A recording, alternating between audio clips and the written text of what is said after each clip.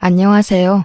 우연한 기회가 운명처럼 찾아오듯 저에게 그런 사랑이 32살에 찾아오게 되었습니다. 그 이후로 저는 40대가 된 지금까지도 남편과 알콩달콩 사랑을 키우며 잘 살고 있는 주부랍니다.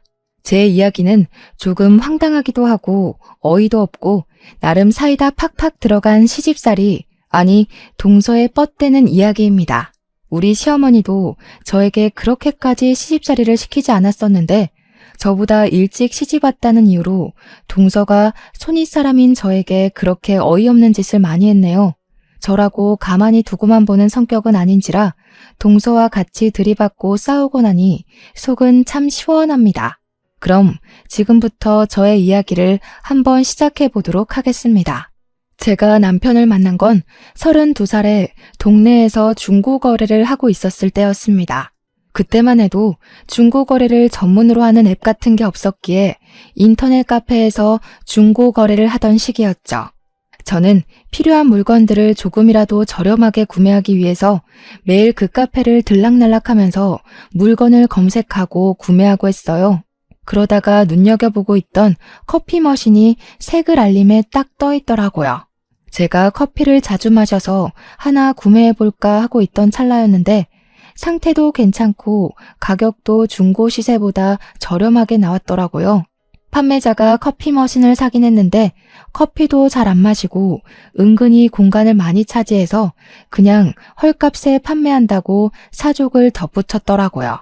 그래서 저는 이건 내 물건이다 싶어 바로 애누리 없이 구매하고 싶다고 이야기를 했습니다. 근데 커피 머신이라는 게 가격이 아무리 헐값이라고 해도 중고거래치고는 가격이 좀 나가는 편이기도 하고 부피가 커서 택배도 불안하더라고요. 퀵으로 받자니 퀵값이 또 만만치 않을 것 같아서 큰맘 먹고 직거래를 하고 싶다고 이야기를 했어요. 평소에 제가 여자다 보니 직거래는 잘하지 않았거든요. 전자제품을 구매할 때 빼고는요. 판매자도 직거래 괜찮다고 차 있냐고 해서 차가 있다고 했더니 자기네 동네로 와줬으면 좋겠다고 했습니다. 알겠다고 대답을 하고 어느 동네로 가면 되느냐고 물어보니까 제가 사는 동네를 떡하니 이야기하는 게 아니겠어요? 아니, 이게 무슨 개꿀인가 싶어가지고 약속을 정하고 물건을 사러 나갔습니다. 그랬더니 멀끔한 남자 한 분이 커피 머신을 낑낑거리면서 들고 서 있더라고요. 제가 달려가서 아니 그걸 왜 들고 계시냐고, 바닥에 내려놓고 있으면 편한데 무겁게 왜 그러셨냐고 막 이야기를 했죠. 그러니까 저한테 구매자님께서 기분 나쁘실 수도 있으니 그냥 들고 있었어요 하더라고요. 저한테 무거우니까 차에다가 실어드리겠다고 하는데 고맙더라고요. 솔직히 우리 집에서 차로 5분 거리라서 그냥 수레 끌고 걸어갈까 고민하다가 차를 끌고 간 것이었는데 좀 미안했죠. 먼저 판매자님께 여기 사시냐고 물어보니까 자기 이 동네 산다고 머쓱해하면서 퇴근이 늦어질 것 같아 집 앞으로 부른 거라며 10,000원을 더 깎아주시겠다는 거예요. 그래서 제가 손사래를 치면서 아니라고, 지금도 충분히 저렴하다고, 저도 이 동네 산다고 이야기를 했어요. 차로 5분 거리에 살고 있다고 하니까 그러시냐고 대답하는데 뭐 중고거래 나가서 무슨 이야기를 더 하겠어요. 그냥 커피 머신 들고 집에 왔죠. 며칠 동안 중고거래하면서 동네 사람 만난 건 처음이라 조금 신기하고는 있었는데 그러고 나서는 금방 까먹었죠. 하루도 아니고 그거 몇 분 만난 사람을 오래 기억해서 어디다 쓰겠어요. 시간이 더 지나고 제가 쓰는 전기장판이 성능이 좋아서 애착 물건처럼 잘 쓰고 있었는데 새 전기장판을 선물 받게 된 거예요. 이참에 새 걸로 바꿔볼까 하고 하루 써봤는데 이상하게 저랑은 안 맞고 등이 배기는 것 같더라고요. 새 상품을 이미 뜯어서 한번 사용했으니까 환불을 하기도 뭐하고 어쩔 수 없이 중고거래로 팔아야겠구나 싶었죠. 사진을 여러 장 찍어서 딱 한 번 사용해 본 거라고 중고 카페에 거래 글을 올리니까 바로 쪽지가 날라오더라고요. 이것저것 물어보시길래 성심성의껏 대답을 해드리고 나니 구매하겠다고 해서 택배로요, 직거래로요? 하고 물어보는데 아이디가 살짝 낯이 익더라고요. 그래서 혹시 커피 머신 판매자님? 하고 물어보니까 맞는다고 하시는 거예요. 그래서 제가 집도 알겠다, 퇴근하는 길에 가져다 드리겠다고 대답을 했죠. 전기장판을 차에 싣고 갔다가 퇴근하면서 그 남자 동네로 가서 물건을 건네주니까 저한테 커피 머신은 유용하게 잘 쓰고 있냐고 물어보더라고요. 잘 쓰고 있다고 커피 맛이 좋아서 큰일이라고 했더니 저한테 잠시만 기다려달라고 하더라고요. 집에 원두가 몇 봉지 굴러다니는데 커피 머신도 없고 평소에 커피를 잘 즐기는 편이 아니라고 저를 주겠대요. 먹지도 않는 거 내버려 둬봐야 유통기한만 다가온다고 필요 없다고 하시길래 그냥 화장실에 두고 탈취제로 쓰라고 했죠. 새 원두인데 그렇게 쓰기는 아깝다고 하시더라고요. 주신다는데 굳이 거절하기도 그렇고 2봉지나 새 걸로 받아왔습니다. 고맙습니다 하고 챙겨오긴 했는데 저도 그냥 받기만 하면 좀 양심에 찔리는 거 있죠. 그렇다고 굳이 뭘 챙겨주러 그 동네 그 남자를 만나러 가는 것도 그렇고 그래서 그 사람이 물건을 판매하기만을 기다리고 있었어요. 그 카페에 즐겨찾기라는 제도가 있어서 판매자를 소위 질차해놓고 글이 올라오면 빠르게 확인할 수 있게 알림을 주는 그런 게 있었거든요. 그 사람이 바로 영화 예매권 2장을 올렸길래 누구보다 빠르게 제가 사겠다고 이야기를 했습니다. 그런데 제가 너무 멍청했던 거예요. 영화 예매권은 만나서 주고받을 거래가 딱히 없는 거예요. 시리얼 번호만 받으면 사용할 수 있으니까요. 이걸 어쩌지 한참을 고민하다가 영화 예매권이 2장이라길래 영화를 보러 갈 사람도 없고 해서 제가 물어봤죠. 주말에 뭐 하세요? 하고요. 제 예상대로 뭐 별일 없다고 이야기하셔서 그러면 저랑 영화 보러 가자고 이야기를 했죠. 그런데 엄청나게 당황하시면서 저랑요? 굳이 저랑 영화를? 남자친구랑 가시죠. 왜 저랑? 이러면서 몇 번이나 말을 하더라고요. 그래서 오해할 수도 있겠다 싶어서 저는 남자친구가 없고 원두 주신 값으로 영화를 보여드리고 싶다고 이야기를 했어요. 사실은 작게 케이크라도 드리고 싶었는데 영화 예매권을 이미 사버렸고 이건 직거래를 하지 않아도 되는 상품이더라 하면서요. 케이크 대신 그냥 영화나 한 편 보자고 어떤 영화 좋아하냐고 물어봤죠. 그때 딱 타이밍 좋게 개봉한 영화 중에 액션 영화 시리즈물이 있었어요. 제가 그 시리즈물을 놓치지 않고 모든 편을 줄줄 꿰고 있을 정도로 엄청난 팬인데 그 영화를 이야기하더라고요. 안 그래도 보고 싶었던 영화였는데 먼저 말을 해주니까 고맙기까지 하던데요. 저도 좋다고 대답을 하고 시간 약속을 정했죠. 나름 기다리던 주말이 찾아왔고 영화관 앞에 도착을 하고 나니까 너무 콩닥콩닥 긴장도 되고 어색할 것 같아서 자책도 들고 그랬어요. 내가 무슨 용기로 낯선 남자한테 영화를 보자고 했지? 이거 완전 데이트 신청 아니야? 하면서요. 그분도 어색했는지 쭈뼛하게 나타나시더라고요. 순간 망했다 싶었는데 팝콘을 사러 간 뒤부터는 괜찮아졌어요. 취향이 어찌나 똑같던지 탄산음료를 오렌지 주스로 변경하는 것도 똑같았고요. 사이드 메뉴로 버터구이 오징어 사는 것까지 똑같은 거예요. 둘 다 신기해서 와, 이렇게 취향이 잘 맞는 사람도 오랜만에 본다고 영화도 어쩜 똑같은 장르를 좋아하냐고 수다를 막 떨었죠. 영화가 끝나고 그냥 헤어지기 아쉬웠는데 밥 시간은 애매하고 배도 어설프게 불러서 그냥 술을 한잔하러 갔어요. 근데 글쎄 살얼음 낀 맥주 좋아하는 것까지 취향이 똑같더라고요. 심지어 안주도 맥주집 가면 항상 떡볶이를 시켜 먹는다는데 그것까지 똑같은 거예요. 저도 꼭 떡볶이 안주를 먹는 타입이거든요. 동네에 좋은 친구 생겼다고 맥주집 떡볶이 당기면 연락해서 같이 먹자고 하면서 말 놓고 번호 교환까지 했습니다. 어쩜 나이까지도 저랑 동갑이더라고요. 진짜 좋은 친구 생긴 것 같아서 너무 좋았습니다. 그렇게 평일이고 주말이고 맥주 당기는 날이라던가 심심하다던가 하면 만나서 같이 시간을 보내고 취미 생활을 즐겼습니다. 그 사이에 액션 영화도 2편 더 보고 같이 배드민턴도 치고 맥주집 떡볶이도 여러 번 같이 먹었죠. 그런데 하필 제가 전세 계약이 끝나버려서 이사를 가게 되었어요. 어차피 그 동네에서 그 동네로 움직일 예정이긴 했는데 제가 앞뒤 사정을 다 자르고 그냥 이사 간다고만 이야기를 했죠. 아니, 글쎄 집주인이 전세금을 30%나 올려달라고 하더라고요. 아니면 자기네들이 들어와서 살 거라고 나가달라고. 집 없는 떠돌이가 죄지 죄 하면서 씩씩거리고 집을 구하려고 했죠.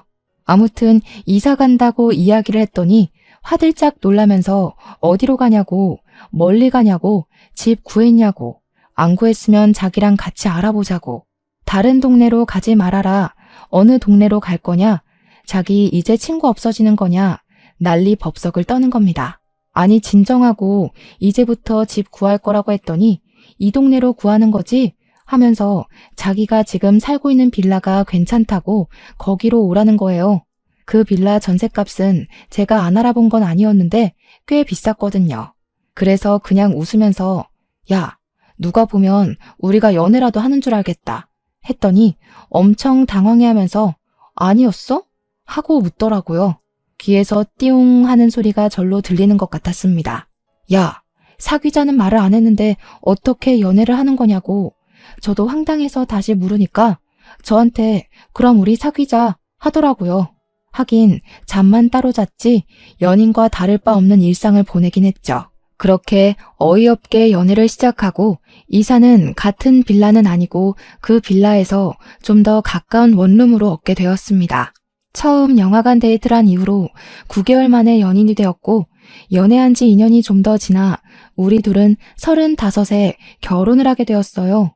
이 남자랑 중고거래로 시작해서 결혼까지 가게 될 줄은 정말 상상도 못했습니다. 물론 결혼을 하는 데에도 우여곡절의 스토리가 있긴 한데 제가 간략하게 이야기를 풀어보겠습니다. 우리 남편은 아주 복작복작하고 다복한 가정에서 자랐더라고요. 무려 위로 형이 하나, 남동생이 하나, 막내로 여동생이 하나 있는 가운데 끼인 사남매 둘째였어요. 물론 남편의 형, 그러니까 아주버님은 우연히 저랑 연애하는 걸 알게 되셔가지고 그간 몇 번 만나 뵙기도 하고 밥도 같이 먹고 했습니다. 하필이면 남편 집에서 같이 밥 해먹고 쉬고 있는데 반찬을 전해주시러 형님이 오신 거죠. 그때 딱 들키고 말았고요. 형님은 우리 둘째 도련님이 결혼할 생각이 없는 줄 알았다고 깜짝 놀랐다면서 저한테 잘해줄 테니까 시집 오라고 저를 막 꼬드겼어요. 저는 무척이나 외향적인 형님의 성격 덕분에 결혼 전부터 아주버님네와 친하게 지낼 수 있었고요. 형님이 워낙 저한테 잘해주시기도 하고 음식 솜씨가 어찌나 좋으신지 정말 해주는 반찬들 제가 다 먹어치웠습니다. 형님을 만나 뵙고 결혼 생각이 좀 더 굳어졌던 것 같기도 하네요.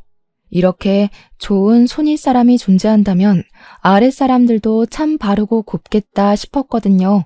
인터넷에 워낙 나쁜 시댁, 못된 시댁만 존재하니까 결혼에 대해 겁이 나기도 했고 그런데 우리 둘 다 이제 나이도 꽤 꽉 찼으니까 결혼을 하긴 해야 하고 형님만 보면 전혀 무서울 것 없는 시댁이겠다 싶었던 거죠. 남편의 남동생, 그러니까 서방님은 사고 쳐서 결혼을 4남매 중에 가장 먼저 했다고 하더라고요. 저보다 2살 어린 동서가 있었는데 제가 글을 쓰게 된 주인공이 드디어 등장하셨습니다. 저는 정말 시모보다 무서운 동서는 태어나서 처음 봤잖아요. 아니 형님도 계시고 막말로 어린 신우도 있고 시모까지 눈 시퍼렇게 뜨고 있는데 동서가 저에게 시집살이를 시킬 거라는 생각을 해봤겠어요. 우리 형님이 진짜 착한 사람이거든요. 싫은 소리도 전혀 할 줄 모르는 천사 같은 사람이요. 그러니까 시모가 시키는 반찬 심부름도 다니고 했겠죠. 근데 거기에 숟가락을 턱하니 얹는 게 동서라는 사람이더라고요. 처음 만났을 때는 정말 가관이었습니다. 초등학교에 들어간다는 시조카를 데리고 상견례 자리에 떡하니 나타나서는 우리 부모님도 계시는데 애는 뒷전이고 저한테 이것저것 따져 묻더라니까요. 시부모님도 가만히 있는데 자기가 나서서 저한테 혼수는 어떻게 해올 거냐부터 시작해서 예단은 얼마 줄 거냐 하는데 우리 부모님도 아니 쟤는 누군데 저러고 있지? 뭐 저런 게 다 있지? 하는 눈으로 보고 계셨어요. 웃긴 게 집안에 동서를 말리는 사람이 하나도 없었다는 겁니다. 나중에 남편한테 따로 물어봤죠. 아니, 낄 때 안 낄 때 구별도 못하고 저게 뭐 하는 짓인지 모르겠다고 했어요. 그랬더니 동선의 집이 좀 잘 사는 집안이라 시댁에서도 함부로 못한다는 게 아니겠어요? 동서가 시부모님한테 생활비를 좀 드리고 있대요. 형님네는 왜 꼼짝도 못하는 거냐고 물어보니까 잘 모르겠지만 동서네한테 돈을 빌린 게 있어서 동서한테 꼼짝을 못한다는 거예요. 저는 이 분위기에 엄청난 위화감을 느꼈고 이상하다는 생각이 들었죠. 가족끼리 뭐 동거래 할 수도 있지만 그걸로 약점 잡은 사람처럼 군다는 게 영 이상하지 않으신가요? 아무튼 집안에서도 남편의 됨됨이만 보고 결혼을 허락을 해주셨고 저희는 동서의 갖은 간섭을 무시하고 결혼을 했습니다. 결혼 후에 처음으로 맞이하는 명절이 되었는데 시댁은 제사를 따로 지내지는 않지만 온 가족이 모여서 명절에 밥 한 끼는 꼭 챙긴다고 하더라고요. 며느리 되고 처음으로 맞이하는 명절에 제가 음식 솜씨는 별로지만 그래도 거들어야 하지 않겠어요? 식구만 해도 벌써 시부모님의 형님 댁에 우리의 동서에 신우까지 다 합치면 10명이더라고요. 형님이랑 저랑 일찍부터 만나서 음식을 만들기 위해 재료 손질도 하고 양념장도 서로 맛보면서 만들고 있었는데 동서가 나타나질 않더라고요. 형님한테 조심스럽게 동서는 언제 오는 거냐고 물어봤더니 형님이 절레절레 하시더라고요. 제가 이 집에 시집와서 일을 거들기 전까지 형님 혼자서 상을 다 차리셨다는 거예요. 이 많은 걸 혼자 다 하셨다고요?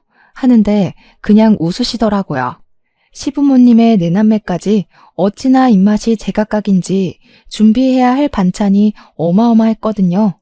신우는 시간 좀 지나니까 철썩 달라붙어서 일을 돕더라고요. 형님이랑 제 눈치 쓱 보더니 이번에도 그 여우는 안 오는 거야?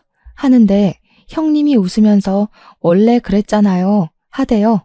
딱 봐도 동서 이야기를 하는 것 같아서 이걸 어떻게 받아쳐야 하는 건가 고민을 하고 있었죠. 시댁에서 눈치를 볼 수밖에 없는 거예요. 한쪽 말만 듣고 어디로 치우치게 행동하는 것도 영 마음에 내키지 않았고요. 점심시간 딱 맞춰서 상을 대충 차리고 치울 거 치우고 하고 있는데 동서네가 두 손 무겁게 엄청 많은 선물을 사들고는 저희 왔어요 하더라고요. 한우랑 과일이랑 시부모님 드실 한약이랑 무거워 죽는 줄 알았다면서 앓는 소리 내면서 생색을 내더라고요. 저랑 형님이랑 신우랑 3명이서 상 차리고 있는데 거들떠보지도 않고 시부모님 방에 틀어박혀서 뭘 하는 건지 나와보질 않대요. 한참 뒤에 식사하세요 하고 부르니까 그제야 슬그머니 나오더니 한우 상자 딱 들이밀면서 저보고 구우면 된대요. 제가 네? 뭐라고요? 하니까 이거 구워 먹으려고 사온 거니까 구우시면 된다고요 하는 거예요. 아니 동서가 사온 거면 지금이라도 동서가 구워. 형님이랑 신우랑 우리가 다 밥상 차렸는데 이거는 동서가 해도 되잖아. 불판 가져다 줄게. 돈 내서 한우 사온 사람이 굽기까지 해야 돼요? 동서는 우리 집 식구 아니야? 차려진 밥상에 숟가락이라도 올렸으면 몰라도 준비 다 됐다고 하니까 그제야 나와놓고는 이건 아니지. 그러니까 동서가 굽는 게 좋겠어. 그랬더니 입을 삐죽이면서 쪼르르 시모한테 달려가서는 고자질을 하더라고요. 어머님, 둘째 형님이 글쎄 저보고 고기를 구우라고 시키네요. 저 서러워요. 제가 일이 바빠서 늦게 온 건데 그래서 선물까지 다 사온 건데. 제가 순간 이게 무슨 일이지? 하면서 머리를 굴리고 있는데 형님이 슬그머니 오시더니 내가 구울게 하면서 주방으로 한우를 들고 가시더라고요. 시부모 포함해서 남은 사람들은 전부 식탁에 둘러앉아 있고 신우가 보다 못해서 저도 같이 구워요 하면서 일어나더라고요. 그런 분위기에서 어떻게 저만 밥을 먹을 수 있겠어요? 앉으라는 시부모의 말에 그냥 일어났죠. 저만 일어나기 고가워서 동서한테 이왕 하는 거 같이 구우면 빠르게 할 수 있으니까 같이 하자고 이야기를 했죠. 그랬더니 시모가 인상 팍 쓰면서 숟가락을 탁 소리나게 내려놓더라고요. 예, 우리 막내 며느리는 그런 거 할 줄 모른다. 돈 턱턱 갖다 바치고 선물도 바리바리 싸우는데 그런 것까지 해야 되겠니? 그 소리에 제가 어이가 없어서 빤히 시무를 보고 있으니까 우리 남편이 제 눈치를 싹 보면서 우리 마누라 밥 먹을 때 같이 먹을래 나도 하면서 일어나더라고요. 부엌으로 가서 형수님 저도 같이 구울게요 하는데 저는 그냥 고기나 굽고 있기가 싫은 거예요. 가만히 앉아서 아무것도 모르는 척하는 동서도 너무 얄밉고요. 그래서 지갑에서 미리 시부모님 용돈 드리려고 준비했던 돈을 시모 앞에 딱 내려놓고 말했죠. 저도 돈 턱턱 내놓으니까 고기는 나중에 구워도 되는 거죠? 형님, 신우, 여기 와서 같이 식사해요. 너 지금 뭐 하는 거니? 고기 구워오라니까? 돈 턱턱 갖다 바치면 고기 안 구워도 되는 거 아니었어요? 그러면서 가만히 서서히 꼬락서니를 바라보고 있던 신우와 형님을 끌고 왔죠. 우리 남편만 부엌에서 우물쭈물하길래 당신 밥 안 먹을 거냐고 그럼 당신이 고기 구워와 하면서 웃었어요. 우리 남편도 제 성격 아니까 그럴까 그럼? 하면서 부엌에서 고기 구워올 준비하더라고요. 너 지금 우리 아들 보고 고기 구워오라고 했니?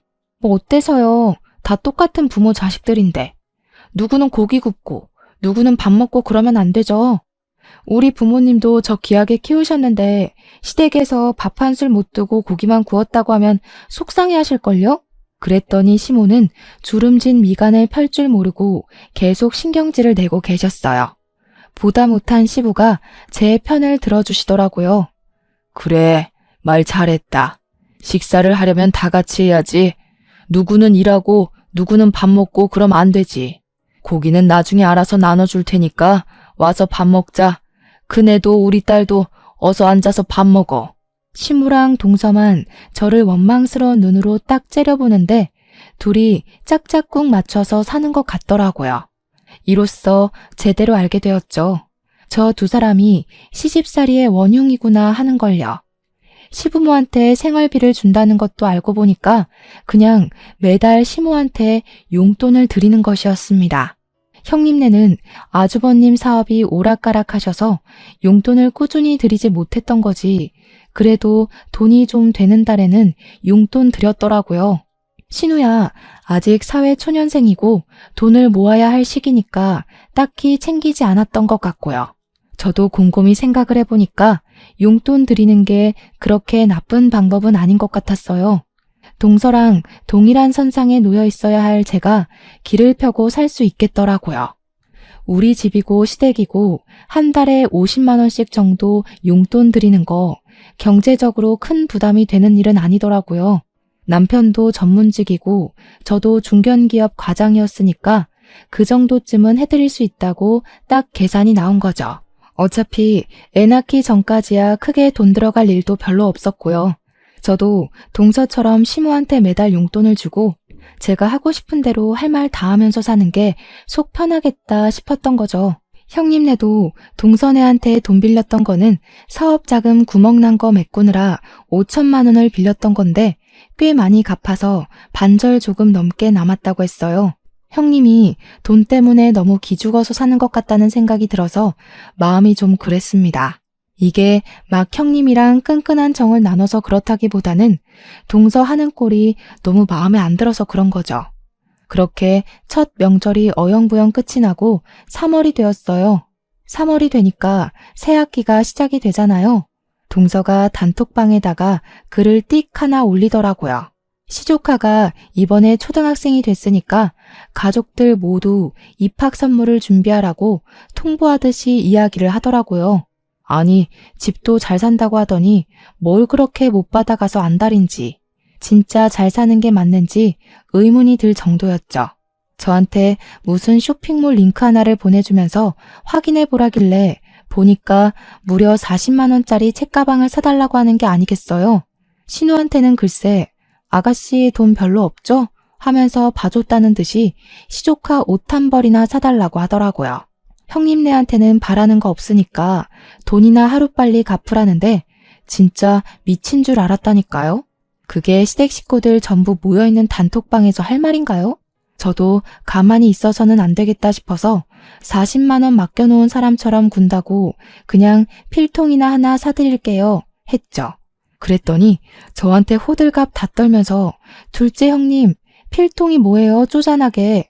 이러는 게 아니겠습니까? 그래서 제가 동서한테 딱 이렇게 말했어요. 우리 동서, 나 결혼할 때 축의금 10만 원 냈던데 내가 40만 원짜리 가방을 사줘야 할 이유가 있을까? 하고요. 돈도 많으면서 나한테는 10만 원 쓰고 지금 40만 원짜리 가방 사달라고 그러는 거냐고 양심 없다고 웃는 이모티콘 써가면서 말했어요. 그러자 시모가 갑자기 끼어들어서는 아니 막내 며느리야.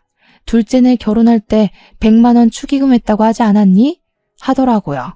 이 여우 같은 계집애가 저한테는 10만 원을 축의해놓고 100만 원 냈다고 거짓말이라도 쳤나 봐요. 동서가 당황했는지 한참 단톡방에서 말없다가 수표를 헷갈렸나 봐요. 100만 원짜리 넣은 줄 알았어요. 하더라고요. 헷갈릴 턱이 있겠어요? 10만 원을 수표로 넣었으면 몰라도 5만 원짜리 2장 넣었던데. 그래서 5만 원짜리 2장 넣었던데요? 요즘 수표는 노란색인가? 하고 보냈더니 동서가 아예 대꾸를 안 하더라고요. 그렇게 한 방 한 방 먹여가는 사이에 저랑 동서 사이는 점점 나빠졌죠.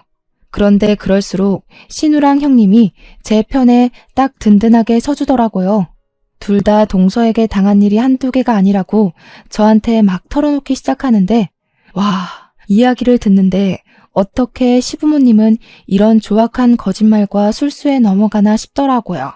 신우한테는 은근히 나중에 뭐 해먹고 살라고 그렇게 클럽이랑 나이트만 다니냐고 시모 앞에서 난리를 쳤다고 하더라고요. 신우가 SNS에 놀러간 사진을 올렸더니 무슨 돈이 있어서 그 나이에 그렇게 놀러 다니냐고 남자친구가 혹시 늑다리 부자고 그런 거 아니죠? 하면서 농담이에요 했다는데 신우 입장에선 그게 농담처럼 들리겠냐고요. 시부모님이 그 이야기에 열이 받아가지고 신우 늦게 다니지 말라고 통금 바로 정해버리고 외출 금지까지 시키고 난리를 쳤대요. 글쎄. 동서랑 들이받고 싸우고 난리를 쳤는데 그러면 그럴수록 동서가 야실야실하게 시부모 부추겨서 신우를 곤란하게 했다고 하더라고요.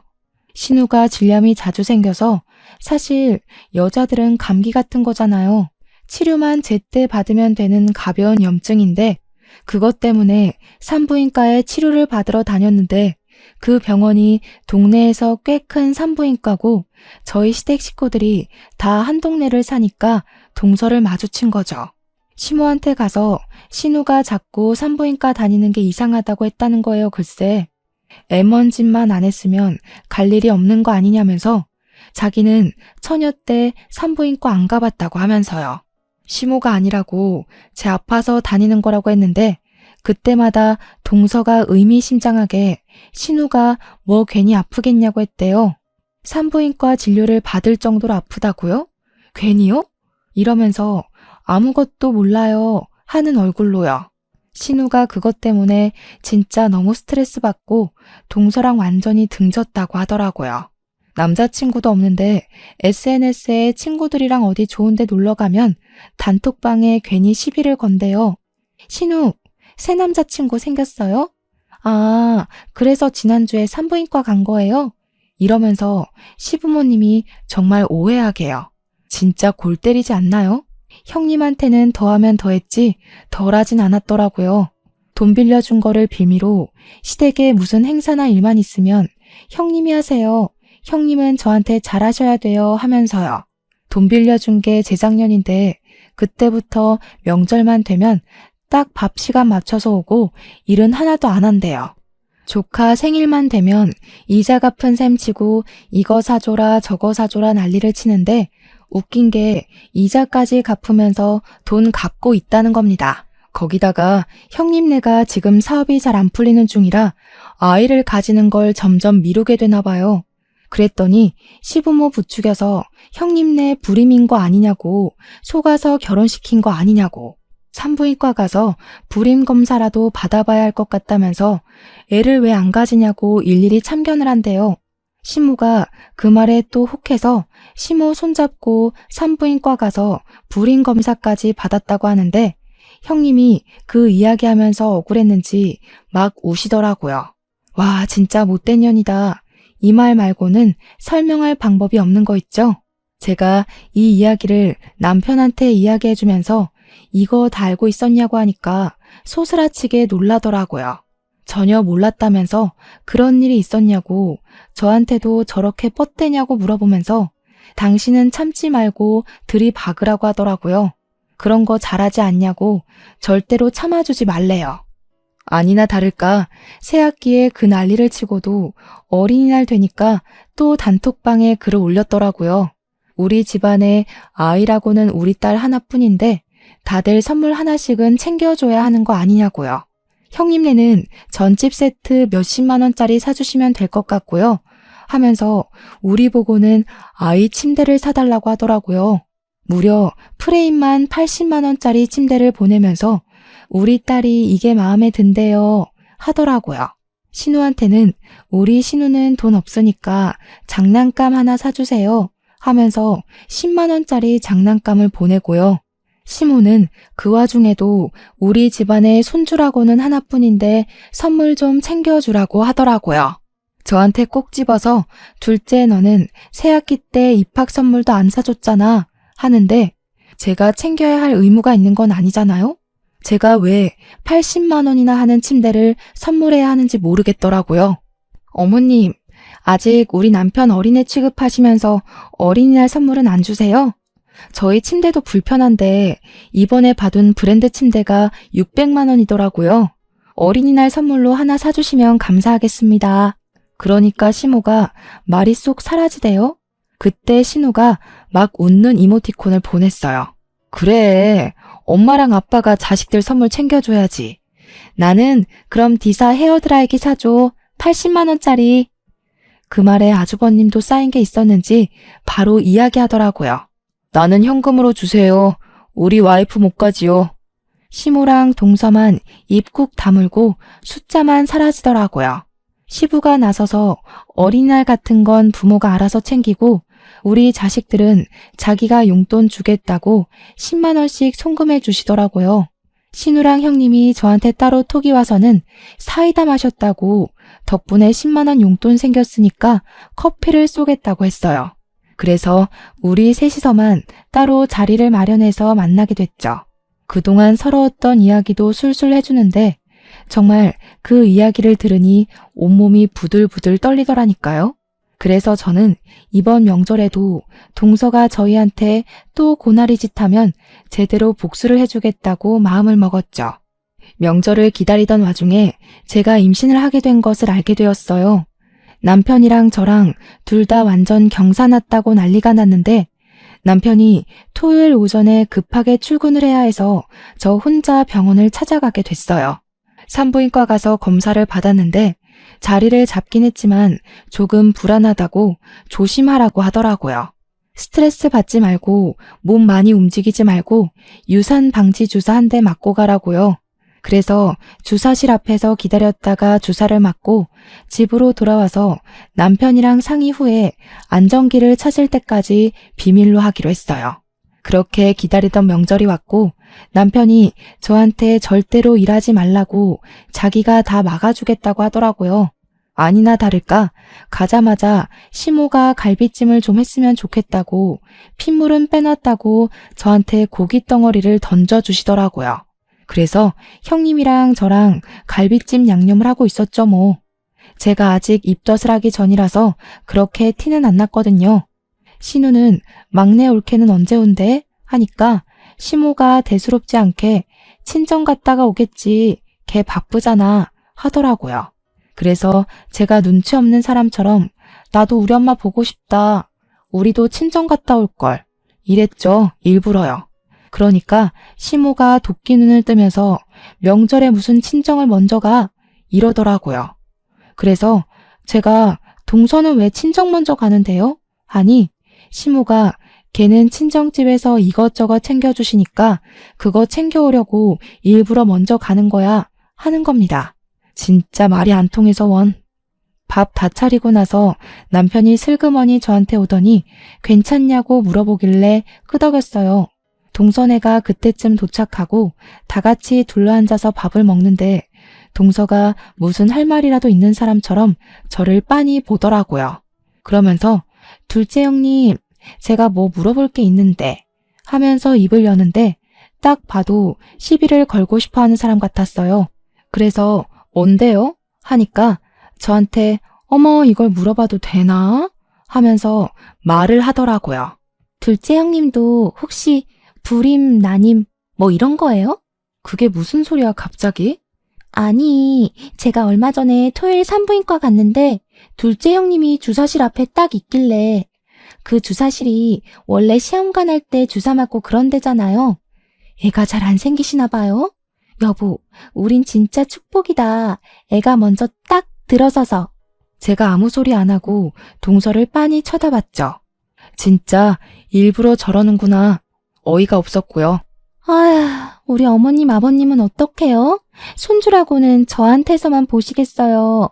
진짜 치사하게 이런 말까지 하고 싶진 않았지만 아들도 아니고 딸이면서 무슨 유세를 저리 떠는지 남편이 화가 나는지 한마디 끼어들려고 하는 걸 제가 딱 말렸죠. 뭐야, 진짜냐? 첫째도 그렇고 둘째도 그렇고 어찌 된 게 멀쩡한 애가 없어? 오호, 애들이 제일 속상할 텐데 그냥 가만히 있어. 셋째 너도 분위기 봐가면서 그런 말을 해야지. 온 가족이 동서를 쳐다보는데 혼자 뭐 어때서? 하는 얼굴로 있더라고요. 아니, 제가 신우한테도 맨날 말하잖아요. 여자가 몸을 소중하게 생각해야지. 그러다가 나중에 형님들처럼 임신하기도 어렵고 그렇다니까요. 갑자기 신우한테 저런 이야기를 하는 이유가 너무 빤하더라고요. 아주버님이 부들부들하는 형님을 끌어안고 동서한테 한마디 하셨죠. 보자 하니까 재수씨 말이 심하네. 우리가 돈 좀 빌렸다고 유세를 떨어도 유분수지. 지금 손윗사람 무서운 줄도 모르고 너무 나대는 거 아니야? 손윗사람이 손윗사람 같아야 뭐 손주를 떡하니 안겨준 것도 아니고 용돈을 드리는 것도 아니고요. 형님들이 하셔야 할 의무를 제가 하고 있잖아요. 그러니까 아주버님이 벌떡 일어나서 휴대폰을 쥐고 막 뭘 하시더니 서방님한테 휴대폰을 확 들이미시더라고요. 야, 내가 지금 돈 빌린 거 다 보냈다. 그러니까 다들 적당히 합시다 좀. 손주는 우리도 앞으로 노력할 거니까 너네가 신경 쓸 일 아니고. 엄마도 그래. 돈이면 단 줄 알아? 며느리들 앞에서 돈 가지고 줄 세워 차별하는 거 그거 진짜 별로야. 나는 앞으로 이딴 집구석에 명절이랍시고 오는 거 그만 둘련다. 당신도 여기서 이 꼴로 일하지 말고 친정 가서 푹 쉬어. 그게 낫지.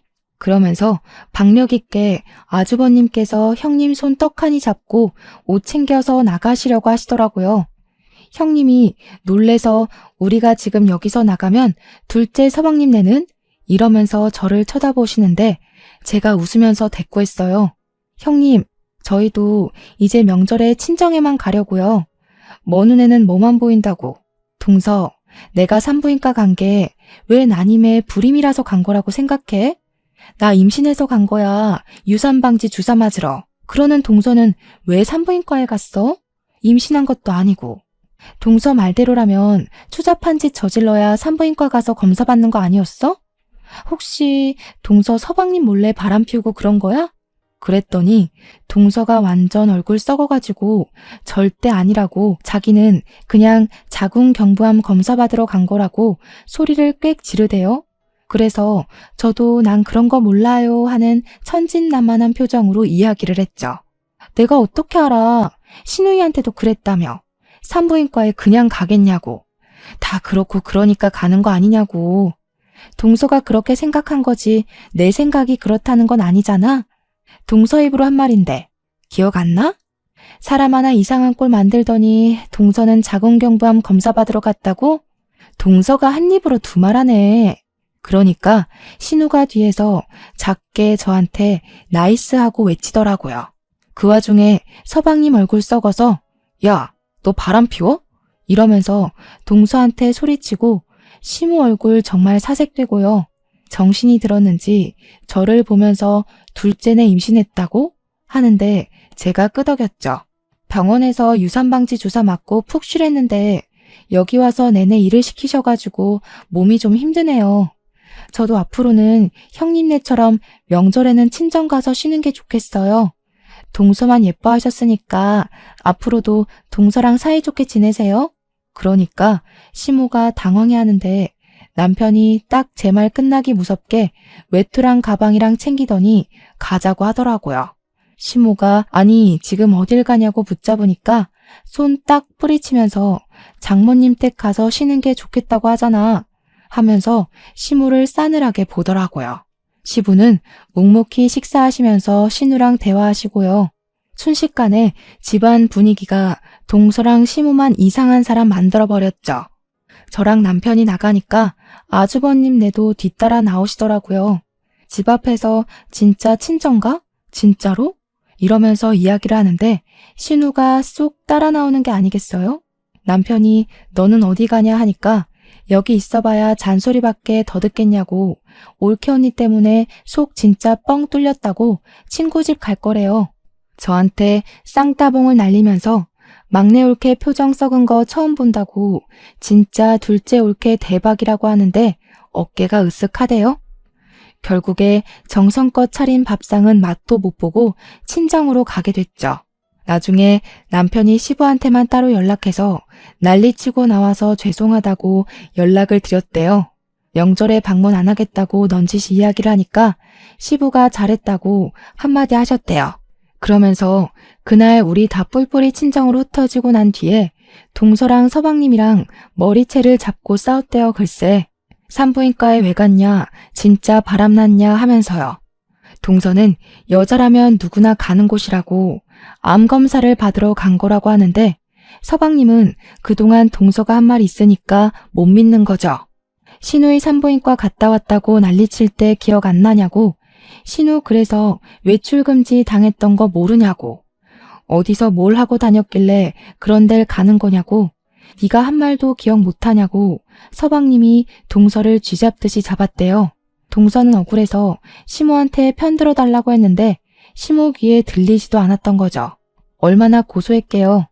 뭐 암검사 1년에 한 번씩 해야 하는 건 맞는데 입을 왜 그렇게 놀려서 자기가 뱉은 말에 발목을 잡히는지. 그 뒤로 시모가 저한테 임산부한테 좋다는 음식을 보내주겠다, 영양제 챙겨주겠다 하는 거 홀랑 받아먹었죠. 제 뱃속에 아이가 아들인 거 알고서는 뭐 선물을 샀는데 집에 갖다 줘도 되냐, 애는 잘 크고 있냐, 뭐 필요한 거 없냐, 난리법석을 치는데 솔직히 시모 얼굴은 보고 싶지 않아서 다 됐어요 했어요. 어디 우리 애 한번 만나보려고 호시탐탐 기회를 보는지 시부가 남편한테도 절대 봐주지 말라고 연락을 하셨대요. 시모가 매일 내 손자 하면서 울고불고 한다고. 그러길래 왜 셋째 며느리만 그리 차별하고 들었냐고 한 소리 하셨대요. 저는 출산 무사히 마친 뒤 지금까지도 명절 첫날 점심만 딱 시댁에서 먹고 친정으로 가서 쉬어요. 형님네도 제 시간 맞춰서 밥 먹고 친정으로 가시고 신우는 결혼해서 지금 다른 지방에 가 있어요. 아, 동선에는 그 뒤로 저랑 형님 눈치 보면서 밥하고 설거지하고 후식 내오고 그러고 있죠. 시모가 동서 때문에 우리 가족이 흩어진 거라고 난리를 치셨나 봐요. 서방님도 그날 이후로 이혼 이야기까지 나온 것 같고요. 동서가 서방님 몇 년을 졸졸 쫓아다니다가 결혼했다더니 이혼은 싫은지 완전히 기죽이고 살고 있더라고요. 형님네도 제가 아이 낳고 2년 뒤에 시험관 성공해서 아들 쌍둥이를 낳으셨어요. 아들 없는 동선에는 그 뒤로 진짜 기도 못 펴고요.